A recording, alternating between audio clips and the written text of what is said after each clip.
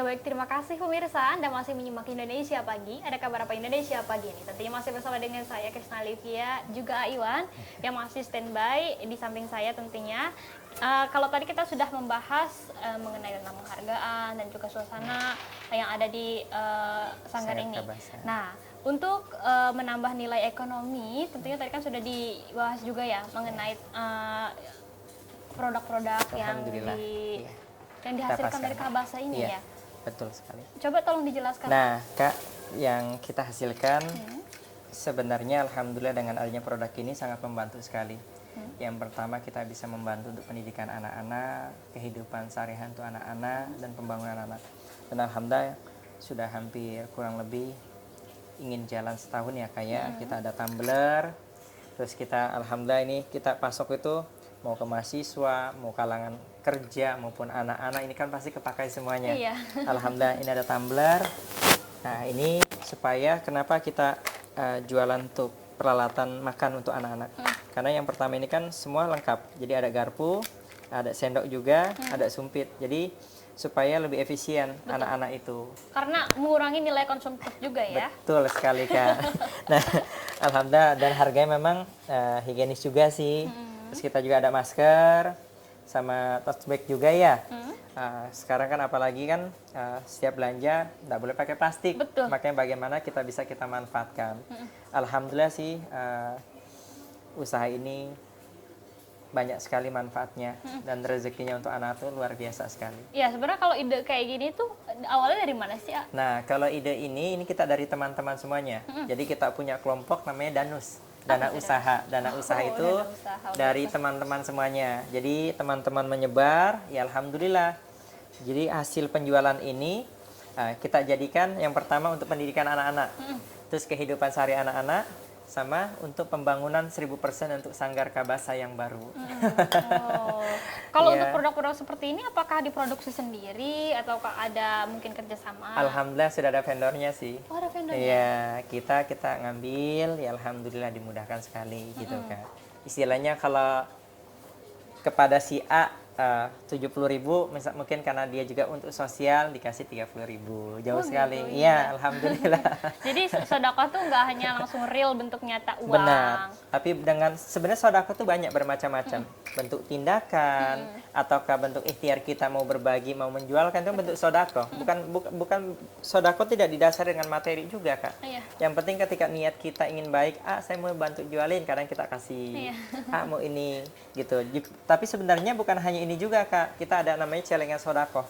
Jadi celengan sodako itu kita naruh ke kantor-kantor, ke instansi-instansi. Jadi 2 bulan sekali kita ambil celengan sodako itu.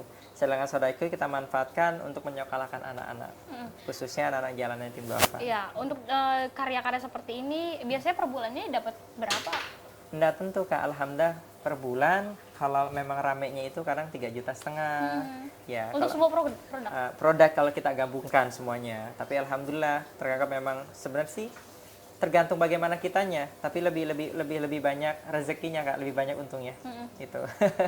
Kalau untuk mungkin pembagian untungnya atau bagaimana sistemnya dengan kerjasama itu? Kalau pembagian untungnya kita beli sekian. Ketika sudah kita beli sekian ya sudah kita tidak ada pembagian, kita hanya beli kepada vendor itu. Jadi hasil keuntungan modal sekian kita pisahkan, keuntungannya kita pakai untuk ini. Jadi kita putarkan semuanya terus gitu. Mungkin karena untuk kegiatan sosial, jadi misalnya juga dikasih diskon gitu. Betul. Yang terpenting kita bisa memanfaatkan peluang yang baik. Betul gitu, banget. Kalau untuk penjualannya itu langsung ke mahasiswa ataupun ke masyarakat langsung atau juga mungkin dengan strategi online? Kita alhamdulillah kita pakai strategi online, terus kita juga pakai brand ke teman-teman juga. Nih bantuin pasarin teman-teman, alhamdulillah. Terus kadang pun kita misalkan kita ke sekolah nawarin, mau nggak bayarin tumbler kita, ini usaha untuk anak-anak gitu. Alhamdulillah kadang kita masuk ke sekolah kita masarin, datang ke sekolah, makanya kita ada logonya, Sanggar Karya Anak Bangsa. Kita ada logo sendiri Kak. Ya alhamdulillah. Kurang lebih kalau kita masuk ke sekolah, masuk ke fakultas-fakultas, banyak sekali yang minatnya Kak. Gitu. Karena kepakai sekali ini. Ada payung juga ternyata ya, apalagi musim hujan sekarang. Iya betul. Umbrella. Nah ini udah laku cukup banyak juga Kak, alhamdulillah. Nah, kalau keuntungannya juga mungkin dialihkan ke sini juga ya. Udah umur istilahnya 18, umur 26, kalaupun memang dia ingin belajar, insya Allah kita usahakan sekali. Karena kan yang utama sekali tujuan di sini, kita membangun sanggar bagaimana bisa memberikan wadah. Wadah pendidikan, wadah keceriaan, dan wadah untuk merubah hidup yang lebih layak dan baik. Mungkin selain ini juga kita akan memberikan informasi kepada pemirsa di rumah ya, bagaimana sanggar ini gitu untuk menambah nilai-nilai ekonomi mungkin ya. Dan ini ya pemirsa informasinya untuk Anda.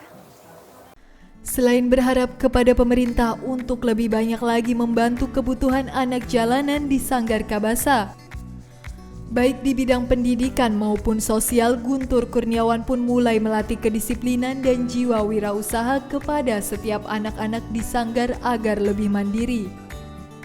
Pelatihan tersebut dilakukan oleh tim Dana Usaha Pembangunan Sanggar Kabasa dengan melakukan pembuatan dan penjualan produk-produk khusus. Beragam produk seperti peralatan makan, payung, dan tumbler minuman diproduksi dan diperjualbelikan secara luas. Harga yang diterapkan ke setiap produk sangat terjangkau, berkisar dari angka Rp20.000 sampai Rp150.000. Dalam proses penjualan, media sosial pun turut digunakan sebagai strategi promosi. Seluruh hasil produksi dan penjualan produk yang dikelola oleh tim didonasikan 100% untuk pembangunan dan pengelolaan Sanggar Kabasa, agar lebih maju lagi dalam menyediakan wadah belajar. Kemajuan-kemajuan lain juga masih terus diucapkan oleh Guntur Kurniawan selaku pengurus Sanggar Kabasa, agar nantinya sanggar ini dapat berdiri secara resmi dan tidak hanya bermanfaat untuk anak jalanan, tetapi juga untuk seluruh masyarakat di Indonesia. Ya baik pemirsa, itulah tadi sedikit informasi bagaimana sanggar ini menambah pundi-pundi rupiah tentunya ya. Lewat karya-karya anak-anak sini juga. Nah, tapi sayang sekali sekarang kita sudah di segmen terakhir, dan sebelum kita menutup perjumpaan kita di Indonesia Pagi pada edisi kali ini, mungkin ada harapan yang ingin utarakan kepada pemirsa di rumah. Harapan kami hanya satu, Kak. Semoga anak-anak Allah jaga dalam keimanan dan ketakwaan, dan harapan kedepannya tidak ada lagi anak-anak yang turun ke jalan. Dan bagaimana kita sama-sama, ayo kita sama-sama merangkul anak-anak, kita dorong anak-anak, baik dari aparatur pemerintahan, instansinya, premannya, ayo kita duduk bersama. Bagaimana kita sama-sama bisa mendorong dan sama-sama bisa memberikan sesuatu yang terbaik untuk umat yang lebih baik lagi. Iya, baik, itulah tadi sedikit harapan yang diutarakan oleh Aiwan selaku pengelola dari Sanggar Kabasa ini ya. Sekaligus menutup perjumpaan kita di Indonesia Pagi pada edisi spesial kali ini.